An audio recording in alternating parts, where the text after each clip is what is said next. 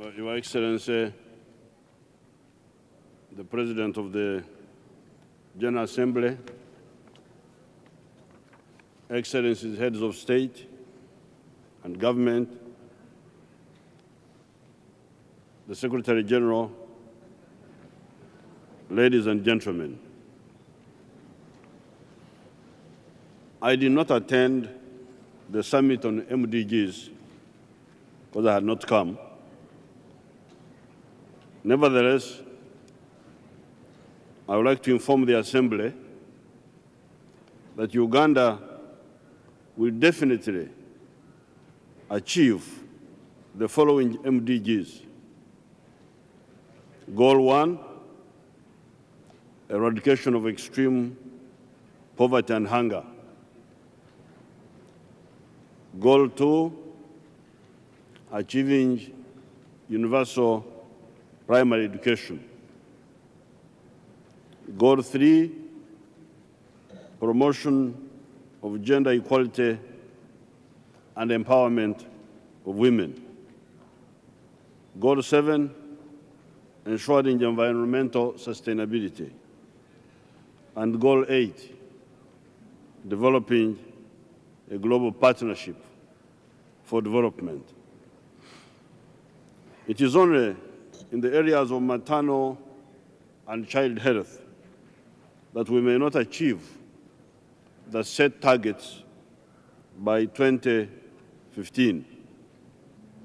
However, in Uganda, we have developed a national roadmap to accelerate the reduction of maternal and child mortality and morbidity. This is our comprehensive strategy, which clearly spells out our national priorities in this area. In this regard, we have prioritized 4 key interventions, which include effective antenatal care, skilled attendance at birth, emergency care for women who experience complications of childbirth, as well as family planning. We have also prioritized infrastructure that supports and strengthens the healthcare system. Regarding MDG 6, Uganda had made tremendous efforts regarding HIV/AIDS prevention and control. We are now renewing our efforts to deal with the challenges of this epidemic, HIV/AIDS. It is noteworthy that overall, Uganda recently was ranked among the middle-performing countries according to the UNDP's Human Development Index. However, in Uganda, we have never believed in a donor-anchored MDGs as a sustainable solution. MDGs should be anchored on the growth and transformation of the economies of the target countries. I'm glad, therefore, that the cloud of Afro-pessimism is dispersing.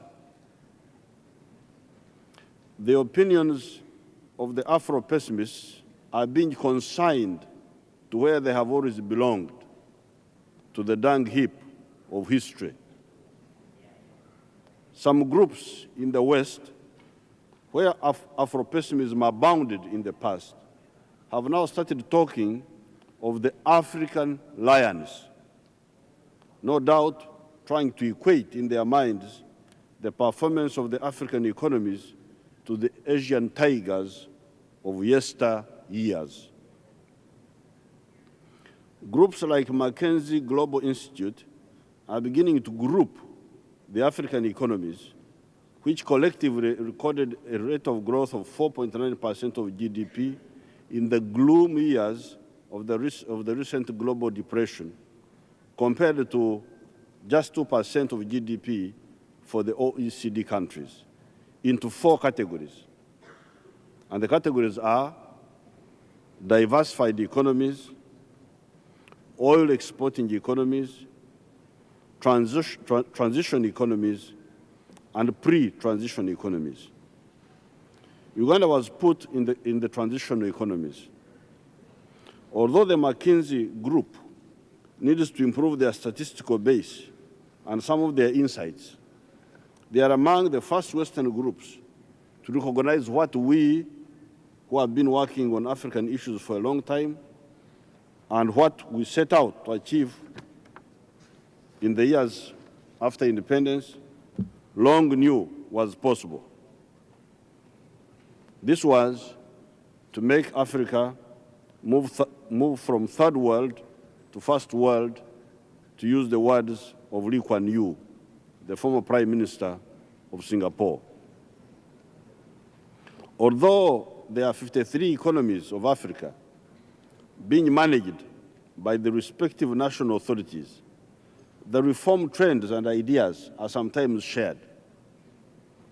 This group, the group I talked about, estimates that the consumption level of Africa, which now stands at US $860 billion, these are 2008 figures, will grow to US $1.4 trillion by 2020. What one needs to add is the fact that these economies have become roaring lions under developed infrastructure notwithstanding. What will happen when the infrastructure bottlenecks are resolved? That's the question one should ask oneself.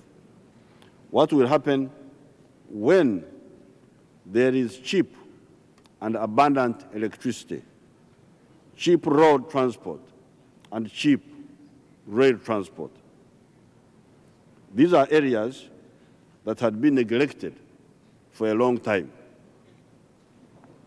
This study, the one I referred to by the McKinsey Global Institute, revealed that there are now 316 million new mobile subscribers since 2000 in Africa.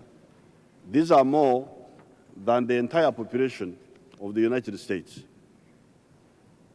In other words, there are now more mobile phones in Africa than all the Americans who live in this country. There are 600 million hectares of uncultivated arable land in Africa. If our partners could concentrate on assisting infrastructure development, Africa's transition would be that much faster. All the same, a country like Uganda is transitioning. Aid in relevant sectors is welcome. But even without aid, we are moving forward. I know the theme of the general debate is reaffirming the central role of the United Nations in global governance. In my short address, I have not talked directly about this. I have instead spoken about Africa's economic reawakening as a roaring lion. Was I irrelevant? I do not think so.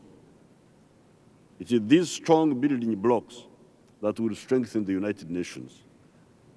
Africa has been a weak link in the chain of the struggle for the improved governance in the world over the last 50 years.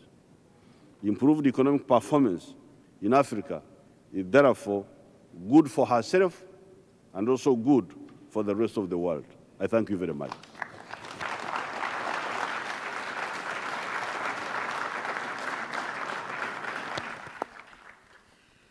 باسم الجمعية On behalf of the General Assembly, I wish to thank the President of the Republic of Uganda for the statement just made. May I request representatives to remain seated while I greet the President.